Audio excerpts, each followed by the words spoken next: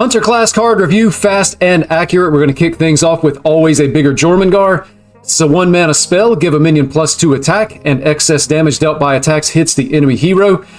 Card's a little bit interesting for me as far as Hunter. I don't necessarily think it fits in an aggressive Hunter deck, simply because aggressive Hunters don't really draw a lot of cards, oftentimes have a small hand size, and something like this is dead in your hand as a top deck in a lot of situations. I feel like the best way to be able to utilize this card may be in like a big Beast Hunter archetype, especially in the Renathal version, where you just have those 10 extra card slots that you're trying to fill in. You know, I think maybe playing this on something like a King Mukla for 7 mana, and being able to trade for a minion and potentially dealing, 8-10 damage to your opponent's face could be really good in big Beast Hunter, but again, in aggressive Hunter, I don't think we're going to find much uses for that. If the card sees play, my guess is going to be big Beast Hunter is going to be the way to go. Awakening Tremors, also a 1-mana spell. Get 3 4/1 worms. They cost 1. I'm actually a big fan of this card for the Hunter class. Hunter, again, doesn't tend to draw a lot of cards, can sometimes run out of cards and things to do. And so this just puts 3 very cheap 4/1 minions in our hand to be able to throw those out on the board whenever we need to. It's going to help us be able to spend mana. I feel like they could fit in an aggressive deck, and they could potentially even fit into like a big Beast Hunter deck. So I like the card. Pretty sure it is going to see play in the next meta. Absorbent Parasite. This is a 2-mana 3/1 magnetic. Rush can magnetize mechs and beasts. So being able to attach this to a beast is a kind of a new mechanic for Hearthstone. It's the first time we've seen magnetic be able to attach to something that was not a mech. The card in and of itself, I'm really not quite sure what we would want to do with it in the Hunter class. The fact that it has Rush is something. I don't think you necessarily want to play this as like a 2-mana removal, just to rush into another minion. And when you start thinking about the amount of mana that you're spending, I think about playing like a Barrel of Monkeys. You have the 1/4 monkey, and then you stick this onto it. You're paying 4 mana for a 4/5 with Taunt. It's okay, but it's not great. Again, I feel like this card may be just a little bit too conditional. You would definitely want to have something to magnetize it to. Could have some uses. Again, I think about Big Beast Hunter and Hollow Hounds. I don't know that you want to take up card slots in that deck with something like the Absorbent Parasite. Likely we're going to experiment with it. I'm not sure that this card ever really finds a home in a deck for the next meta. Bait and Switch. This is a new Hunter secret. 2 mana, of course. When a friendly minion is attacked, give it 3/3. Realistically, I don't think this secret is good enough to put in any deck on purpose, but if it's discovered and played randomly, it could be good enough in specific situations. So again, I don't think we ever put this in a deck on purpose, but we are going to see it in the game.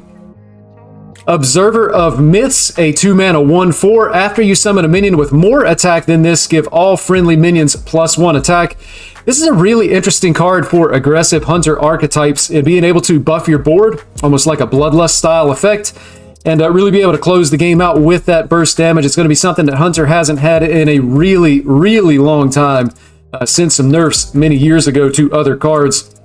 I'm certainly excited to be able to play it. I feel like the play style with this is going to be similar to like Outcast DH plays now, where you want to have 2, 3, maybe 4 minions on the board. You drop this guy and then some other cheap minions that have more than 1 attack to be able to buff your board and then be able to close out your opponent in that way. Also, I would say that if you play this out and it's on the board for more than 1 turn, you're probably just winning the game. You can imagine in the early game, maybe you build a wall with Barrel of Monkeys and then drop this and your opponent can't clear it. And then the next turn you begin buffing your board.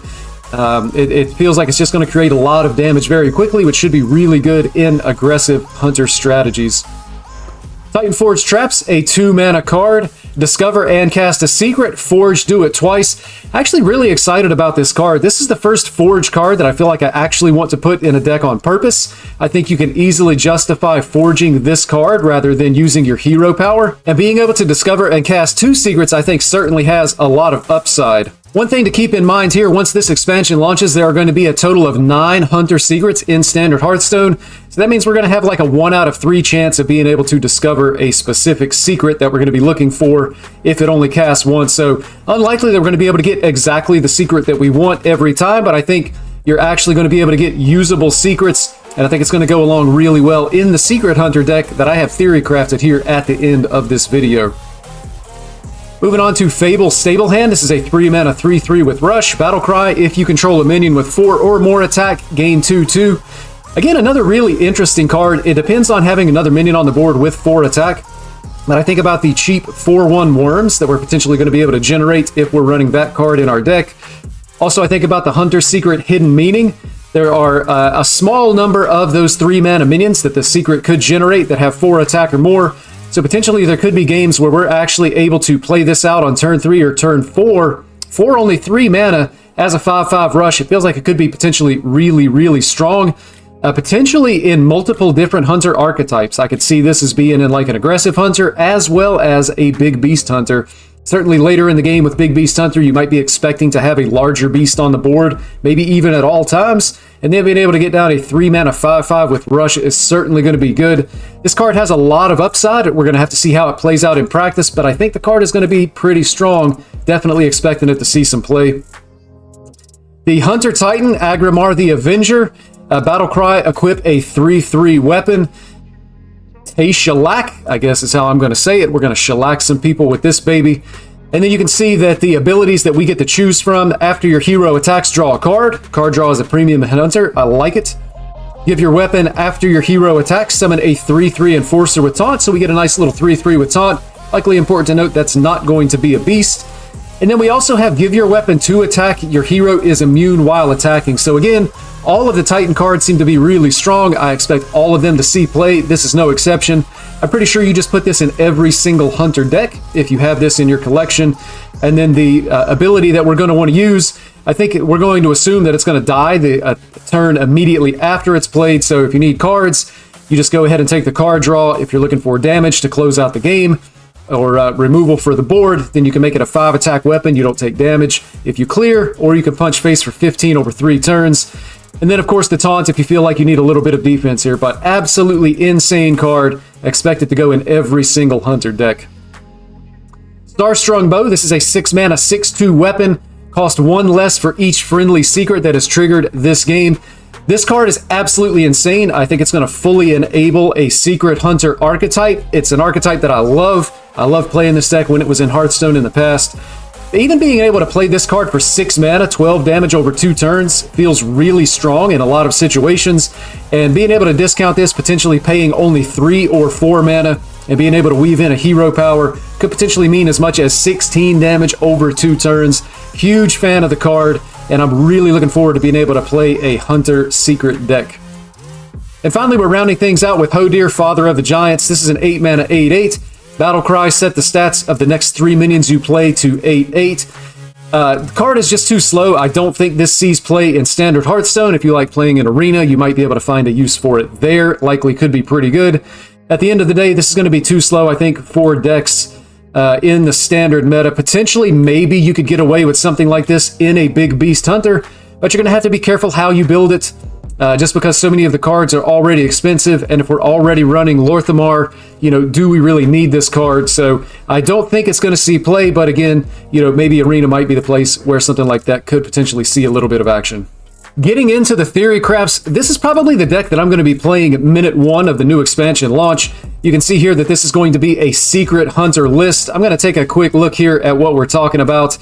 Ideally, the list is going to revolve around getting the Starstrung Bow as cheap as possible. We want to equip this early and punch our opponent in the face for big damage.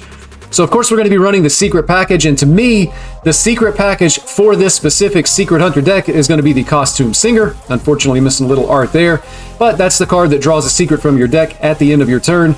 And then we're also going to be running Hidden Meaning, as well as the Zombies. That's going to be the secrets that we're going to be running. And then, of course, really looking forward to Titan Forge Traps. I think these cards are going to be good. We can potentially forge this, put 2 secrets in play, discount the Starstrung Bow by 2 mana just off of that 1 card. I think it could be really good. You can see here I've included 2 copies of Tracking. I feel like card draw is going to be the drawback of this deck. We're really going to need to be able to get the cards that we need out of our deck when we need them. So I like 2 copies of Tracking, as well as Trinket Tracker to be able to tutor out a bunch of bananas, and Tracking. That's going to thin our deck a little bit. It's going to give us a small minion in play, but really the benefit there is really tutoring out these 1 mana spells. Anonymous Informant, the next secret we play, costs 0. That's going to combine well with the secrets we have, as well as a Sketchy Stranger.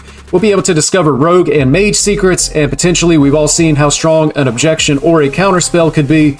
So potentially we get one of those, we could play it for free with the Anonymous Informant. It's just going to allow us to be able to cheat a little bit of mana, most likely in future turns. But again, if you play this on turn 2 and you have a secret, you're able to cheat 2 mana on turn 2. Should be good.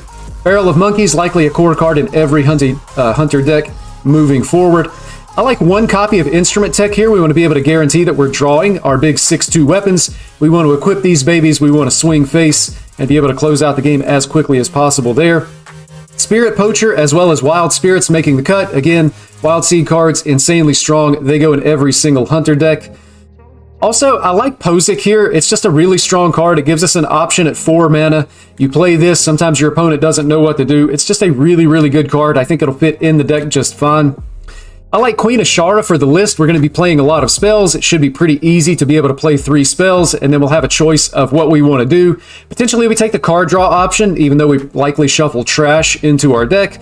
Or, you know, you always have the fallback option of being able to pick a Colossus off of this, but it should be easy to be able to activate given the number of spells that the deck is already running.